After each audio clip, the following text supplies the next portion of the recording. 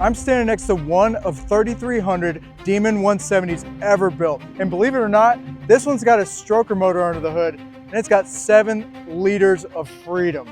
So let's meet the owner and go on a ride. My name is Tim. This is my Demon 170 and you're watching East Coast Garage.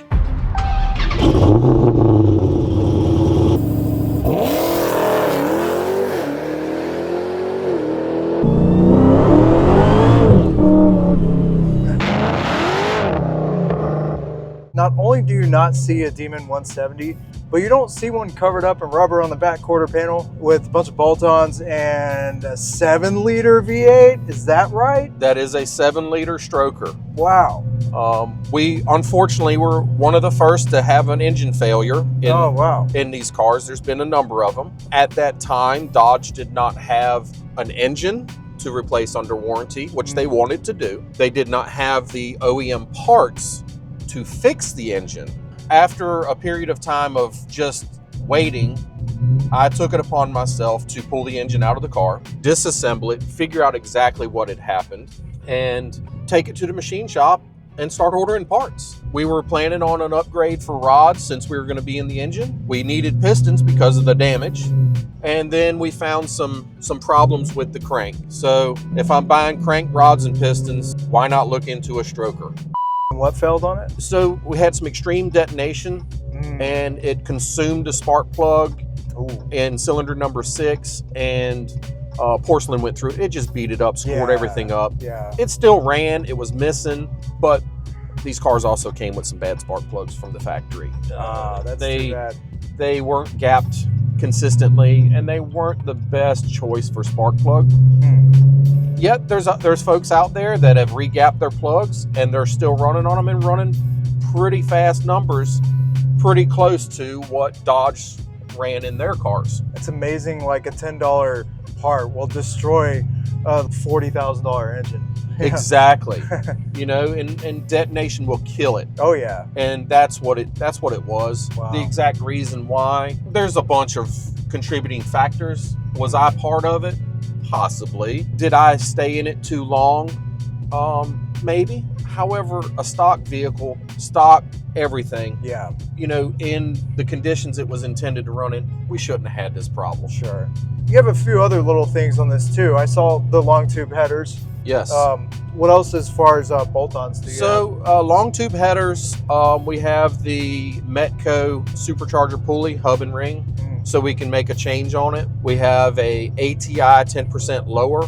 We have ID 1700 injectors in it. The Cook's headers, Cook's catless mid pipes. Who tunes your car? Brent Hughes at DTP Racing. So Brent Hughes at DTP, he tuned an SRT Jeep that I had years ago. Probably one of the most genuine people that I know in this community. He is so nice, just even kill. Like, he's such a good dude.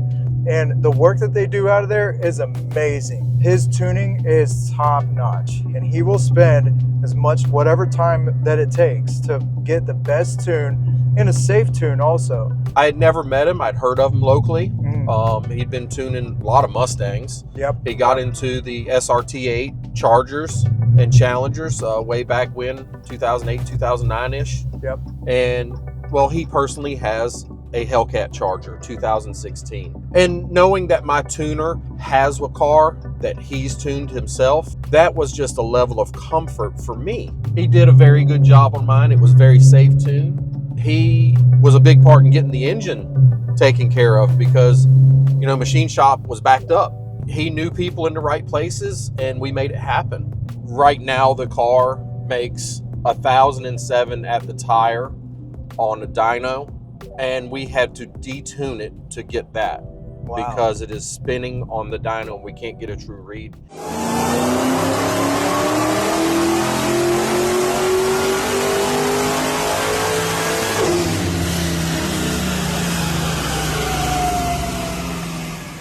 The tune should make 1250 without a problem. The times we run in the quarter mile and the speed is showing that we're making more power, but we can't verify the power at this time. Going onto a hub dyno would would solve that. Yeah. We run an 881 at 151 miles an hour in this car. Wow. Pulled the wheels and carried them for probably 30 feet.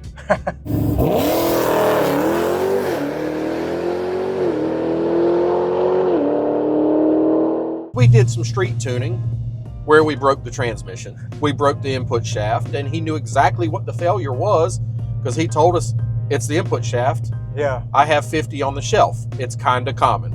We got it street tuned where it was safe to drive and all that stuff. We got, after transmission was fixed and all that, we went with a simple speed and performance max effort transmission with his somewhat modified torque converter.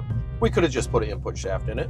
And there's other things at this power level that would be a problem. And so it was good that we made the investment to upgrade the transmission for future failures. Sure. It was cheaper now than it would have been with a catastrophic. When you're there, go ahead. Yep. Yeah. And with the fact that I'm doing all of my own wrenching myself, you know, I pulled the engine out. I disassembled it. Right. I pulled the transmission out. And then we had some weird issues happening. It was smooth or it wasn't smooth. So there was more homework to be done. Yeah. So we ended up dropping the car off at his shop, and he put it on the dyno, and literally 21 miles of dyno time. Wow. That's crazy. Kind of a lot. Yeah, yeah. Matter of fact, he datalogged the car right after I got it, stock. And I offered to leave it with him so he can play with it, so he can learn. Yeah. Because, again, who's going to have one that they're going to mess with?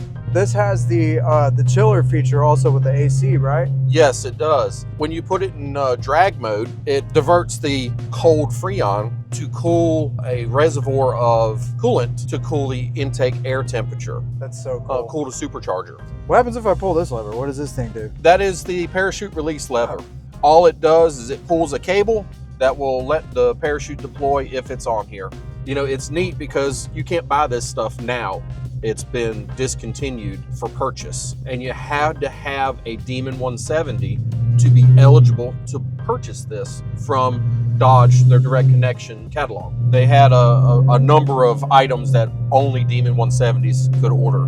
I elected for the parachute release lever and the mount bracket. I didn't get the two different car covers there could have been. Right. The carbon fiber rear seat delete kit, the roll bar, the other wheels and tires. You know, there was a lot of stuff. It wasn't like the 18 Demon where all those options were $1. Yeah, yeah. You know, it was a little different. I like to see people happy too. You seem to be thrilled to have this car and drive it. I mean, this thing still smells new also. How many miles are on it? It's 4,137 miles right now. That's wild. This thing's like pretty much brand new. It's awesome that you had the courage to do all these modifications to it also, because a lot of people buy these cars as investments and don't really put many miles on it, don't actually race it because for resale value later on. So I always enjoy seeing people have fun with cars like this, because you spend this kind of money on a vehicle, you better have fun in it. Yeah, I agree with that. And like the day that the car arrived at the dealership, that was November 15th, 2023. The dealership where I bought previous vehicles, they knew I have truck and trailer and stuff, and they assumed that I was going to tow it home. And I did not. I literally called my daughter-in-law to bring my grandson. And baby seat went in the car and we drove home. This car is more for him than me, because he loved my Hellcat and he was heartbroken that I sold it. What he didn't know is I only sold it because I ordered this. Out of the 3,300 that they made in total production, the 3,000 for the United States, I think we're going to be lucky that 100 of them ever see the racetrack. You know, another group that I'm in, the Legion of Demons, the shirt I'm wearing, and we rent tracks and we go and we enjoy our cars in the manner they're intended to be enjoyed. Yes, that is where my engine failed. At 2,140 miles. Went to Dallas this year for the Legion of Demons event. Yep. There was actually 34 Demon 170s there that were out making passes, which was amazing. Cool. That's pretty cool. I only expected maybe 10 or 15. Yeah. This group started with the 18 Demon. With a lot of folks that had them, they wanted to be able to enjoy their cars. Right. And they have a website. It's the fastest mopars on earth.com. Awesome people. It's like a family. When you go to one of their events, it is like hanging out with your family and friends. That's cool. Without the drama of the family. Yeah. Everything's my favorite part about this car, as far as like, it's just so rare. This is Demon number 1754. There's no other 1754 in the world. And it always just feels cool to like see one of these in person and talk to the owner, and doing this video is amazing. I'm so excited. Thank you for being a part of this. I can't thank you enough, because this car is cool, and I'm glad that you are part of the community that I'm building over here as well. Absolutely. The YouTube page for the car is White Demon 170. Yeah, go over to his channel and watch these videos, because he has some pretty good footage out there, really good footage of it at the track. Thanks again for giving us a ride in this car. Super awesome car. And again, go check him out at White Demon 170 on YouTube. I'll throw that in the description below. And for those of y'all watching the video, thanks for checking this out. We'll see you in the next one. See ya.